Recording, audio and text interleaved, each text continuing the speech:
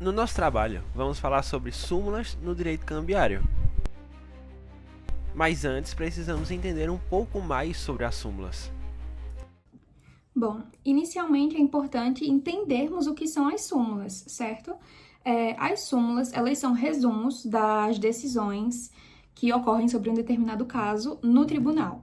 As súmulas, no caso, elas são o resumo dessa decisão, porque se de fato em algum momento venha a acontecer um caso semelhante, o embasamento ele vai ser com base naquela súmula. Então, se em um determinado caso houve tal decisão, essa súmula serve como orientação ou como obrigatoriedade, até porque as súmulas elas são divididas em duas, em súmulas vinculantes e não vinculantes. As súmulas vinculantes, elas são de obrigatoriedade, e as súmulas não vinculantes, elas são apenas como uma certa orientação.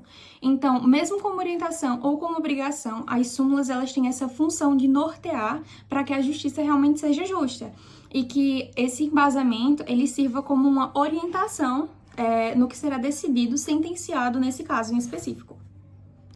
Ótimo! Agora que a gente já conhece e já sabe para que servem as súmulas, vamos conhecer os personagens que vão participar do nosso vídeo.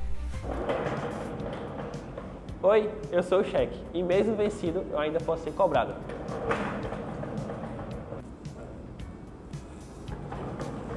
Oi, eu sou a duplicata. Modernidade é meu sobrenome. Eu sou a nota promissória. Minha segurança está no contrato.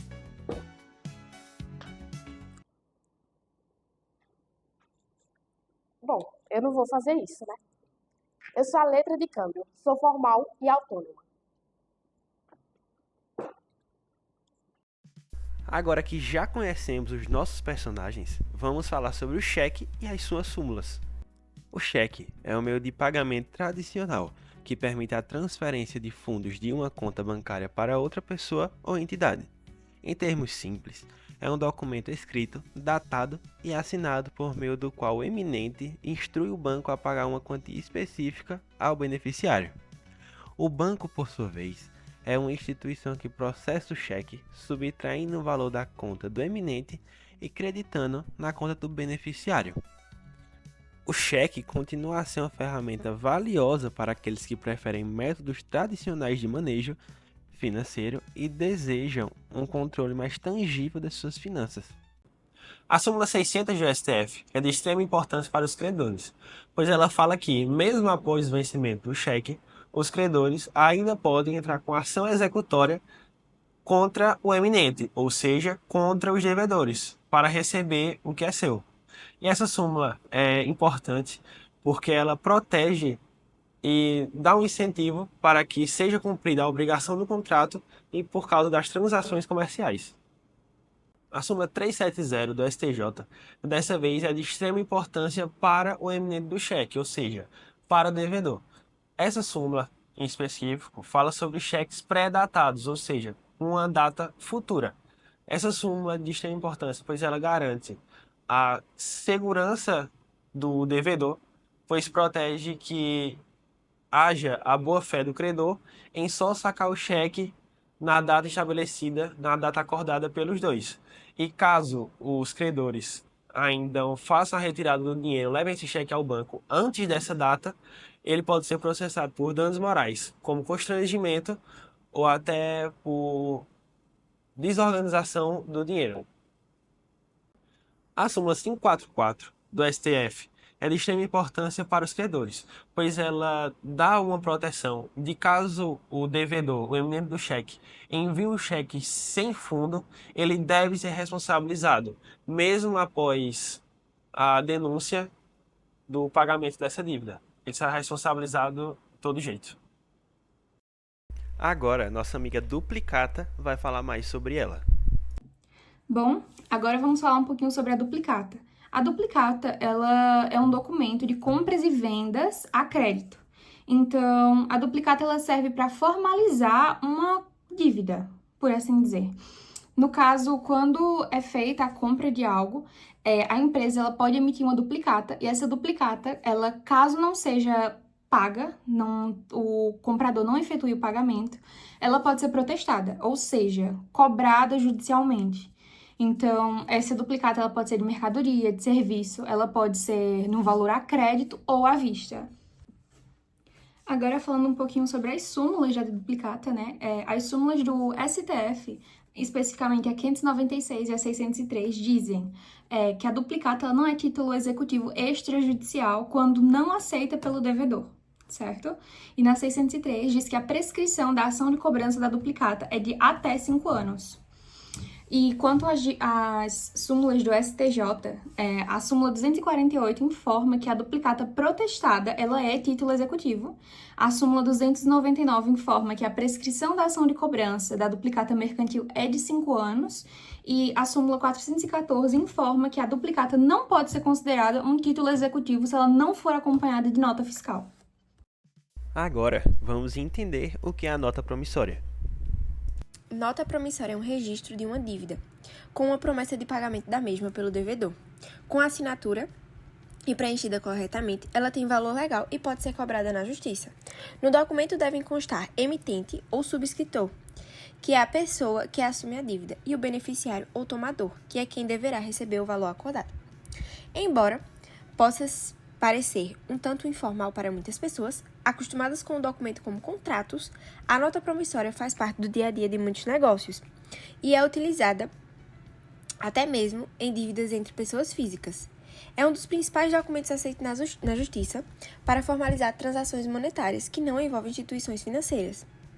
Assim como a diferença entre recibo e nota fiscal, a promissória é diferente de outros títulos de créditos, com casos que podem envolver terceiros, além do emitente e do beneficiário. A primeira súmula da nota promissória é a 258 do STF. Ela diz que a nota promissória depende totalmente do contrato de abertura de crédito, sendo este um contrato que não é certo e não é líquido, ou seja, essa liquidez afeta totalmente a autonomia da nota promissória. A segunda súmula, também super importante, é a 27, que diz que é possível cumular títulos extrajudiciais, ou seja, várias notas promissórias, no mesmo negócio jurídico, ou seja, na mesma execução, sendo que todas essas execuções, todos esses casos, eles devem tratar do mesmo assunto. Agora, nossa amiga Letra de Câmbio vai falar um pouco sobre ela. A letra de câmbio é um título de crédito usado para formalizar e garantir uma obrigação de pagamento. Os elementos principais de uma letra de câmbio é o emitente, que é o sacador, que é a pessoa ou empresa que emite a letra de câmbio e ordena o pagamento. O sacado, que é a pessoa ou empresa que foi indicada pelo sacador para pagar o valor estipulado na letra, e o tomador, que é o beneficiário, é a pessoa ou empresa que vai receber o pagamento. Pode ser o próprio sacador ou um terceiro indicado. A letra de câmbio funciona como uma ordem de pagamento. Por exemplo, Ana vende um produto para Bruno, mas Bruno não quer ou não pode pagar imediatamente. Para garantir que ele vai pagar, Ana cria uma letra de câmbio. Nela, Ana, que é quem emite o documento, escreve que Bruno, que é quem deve pagar, se compromete a pagar o valor do produto para Carla, outra pessoa que pode ser indicada por Ana numa data futura. Bruno recebe a letra de câmbio e assina, aceitando a promessa de pagamento. A partir desse momento, Bruno concorda que ele deve pagar o valor para Carla na data que Ana escolheu. No dia do vencimento, Carla, ou outra pessoa indicada, apresenta a letra para Bruno e ele realiza o pagamento. Portanto, é de extrema importância utilizar as letras de câmbio, pois ela é uma garantia formal que o pagamento será realizado. A minha primeira súmula é a 387 do STF. Ela diz que, em termos práticos, uma letra de câmbio emitida sem autorização do responsável ou do mandatário apenas responde pela obrigação o mandatário, a menos que o mandante ratifique a emissão. Essa súmula protege justamente o mandante, que é aquele que confiou poderes ao mandatário, contra obrigações que são resultantes de atos praticados sem a sua autorização. A minha segunda súmula é a 475 do STJ. Ela reforça a importância do aceito do devedor. A letra de câmbio é um título formal e autônomo e que precisa de elementos específicos para ser considerado um título de crédito. Um elemento muito específico e principal é o aceito por parte do devedor. ele deve assinar concordando com o pagamento. A falta desse aceitamento por parte do devedor desconsidera a letra de câmbio como um título de crédito, pois esta perde um dos elementos principais para ser reconhecido como este título.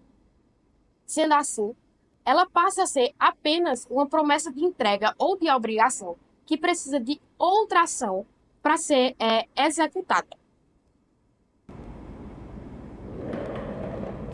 Não esquece daquela súmula que é bom para mim e bom para tu. A súmula 476 do STJ reforça a segurança jurídica nas operações de títulos cambiais, como, por exemplo, no meu caso de letra de câmbio. Ela obriga o portador a protestar um título em caso de não pagamento, caso ele queira responsabilizar os endossantes, garantindo ali um adicional para quem endossa um título. Sem o protesto, não há como acionar judicialmente os endossantes, o que isso aí vai resultar em uma forma correta de acionamento dos devedores, respeitando assim a cadeia de responsabilidade. Portanto, essa súmula ela protege uma maior segurança e visa ali que todos os envolvidos em operações de títulos cambiais eles cumpram uma série de requisitos necessários para facilitar, de fato, as transações.